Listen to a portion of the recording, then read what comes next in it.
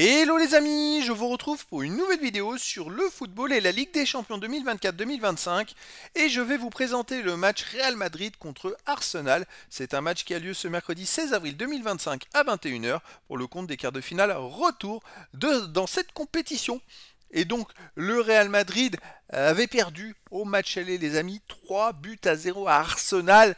Donc voilà, un gros avantage pour Arsenal en vue de la qualification pour les demi-finales. Est-ce que le Real Madrid est capable de renverser le match? Alors dans cette vidéo, on va revenir sur euh, les stats et le classement de ces deux équipes dans la phase de poule. Puis on verra tous les résultats de ces deux équipes dans cette compétition. On enchaînera par le classement des meilleurs marqueurs, des meilleurs passeurs de la Ligue des Champions 2024-2025. On verra également les 10 derniers résultats, toutes compétitions confondues et les stats du Real Madrid et de Arsenal, et on terminera par les compositions d'équipe et tactiques éventuelles, ce qui nous permettra d'avoir une idée et une tendance à cette rencontre. Alors pour ceux qui souhaitent voir ce match à la télé, sachez que vous pouvez le voir sur Canal+.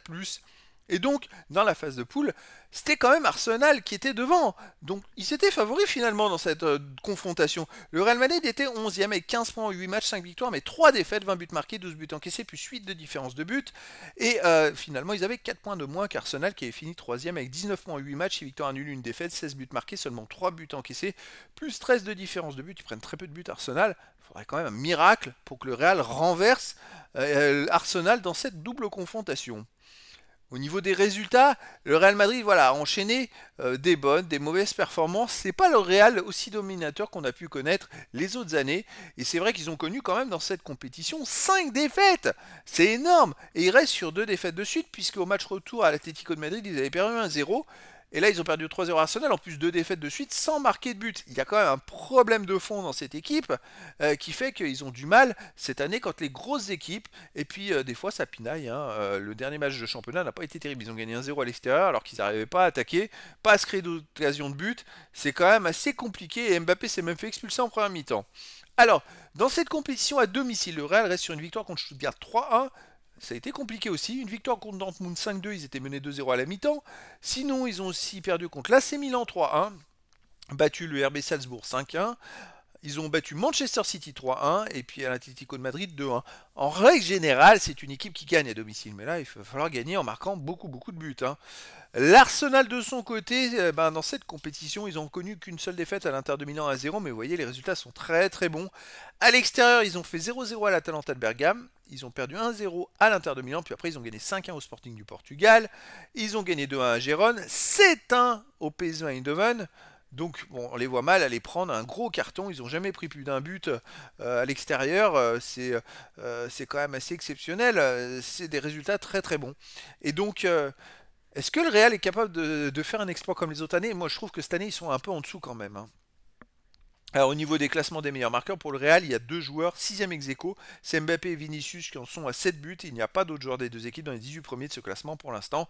Et pour le classement des meilleurs passeurs, il n'y a aucun joueur des deux équipes dans les 18 meilleurs passeurs de la Ligue des Champions pour l'instant. Les 10 derniers résultats, toutes compétitions confondues, Real Madrid 5 victoires, 1 nul, 4 défaites, 16 buts marqués, 17 encaissés, moins 1 de différence de but. Alors pour une équipe du standing du Real, c'est quand même beaucoup de défaites. Ils ont quand même 4 défaites dans les 10 derniers matchs, c'est énorme. En championnat, ils viennent de faire qu'une petite victoire 1-0 à Alaves, mais très compliqué ce week-end. On ne peut pas dire que ça aille au top en ce moment. À domicile, il reste sur une défaite contre Valence 2-1, un nul 4-4 contre la Real Sociedad. Je crois même qu'ils étaient menés 3-1 et 4-3. Donc ça va pas du tout. Avant, ils ont gagné 3-2 contre le Leganés. Sinon, ils ont aussi battu le Rayo Vallecano 2-1 et l'Atlético de Madrid 2-1. Donc c'est que des scores serrés. On ne peut pas dire qu'ils aient vraiment un match référence où ils ont gagné de 3 ou 4 buts. Ça fait très longtemps que c'est pas arrivé. Là, la saison, elle est compliquée. Arsenal, de son côté, sur les 10 derniers matchs, c'est 4 victoires, 5 nuls, seulement une défaite. 18 buts marqués, 8 buts encaissés, plus 10 de différence de but. Bon, Arsenal, deuxième du championnat en Angleterre. C'est une équipe qui est hyper forte collectivement. Et ça, c'est vu au match aller, comme ils ont balayé le Real Madrid collectivement. Alors, à l'extérieur, Arsenal reste sur un nul à Everton, un partout. Sinon, ils ont aussi fait un partout à Manchester United, gagné 7-1 au PSV Eindhoven, fait 0-0 à Nottingham Forest. Ils ne perdent pas. Si même ils ne gagnent pas, il y a au moins un match nul. Alors là, franchement, il faudrait un cataclysme pour moi, vu le niveau du Real Madrid en ce moment et le niveau d'Arsenal. Je vois pas comment il pourrait se qualifier le Real Madrid. Ça joue pas bien, ça joue individuel, ça porte trop la balle, c'est pas bon collectivement, ça fait pas du pressing. Ça se crée peu d'occasions de but. Ça va être compliqué. Il faudrait vraiment un miracle. Après, on sait qu'avec le Real, tout est possible, hein. Il se passe des trucs dans ce stade assez incroyables. Perso, moi, je verrais plus un match nul, un partout entre ces deux équipes dans ce match et donc la qualif d'Arsenal. Mais après, dans le foot, tout est possible. Au niveau des compositions d'équipe et tactiques, les deux équipes joueront en 4-3-3 avec pour le Real Madrid gardien Courtois, défense Valverde, Asensio, Rudiger, Garcia, milieu de terrain Modric, Chouamini, Bellingham, attaquant Rodrigo, Mbappé, Vinicius Junior. Et pour Arsenal aussi du 4-3-3 gardien Raya, défense Timber, Saliba, Kivior, Lewis Kelly, milieu de terrain de garde Partey, Rice, attaquant Saka, Merino et Martinelli. Donc voilà les amis, le décor est planté entre ces deux équipes et donc je vous donne rendez-vous ce mercredi 16 avril 2025 à 21h pour le match de football de quart de finale retour de la Ligue des Champions 2024-2025. Le Real Madrid reçoit Arsenal. Voilà les amis, je vous dis à très bientôt pour une nouvelle vidéo.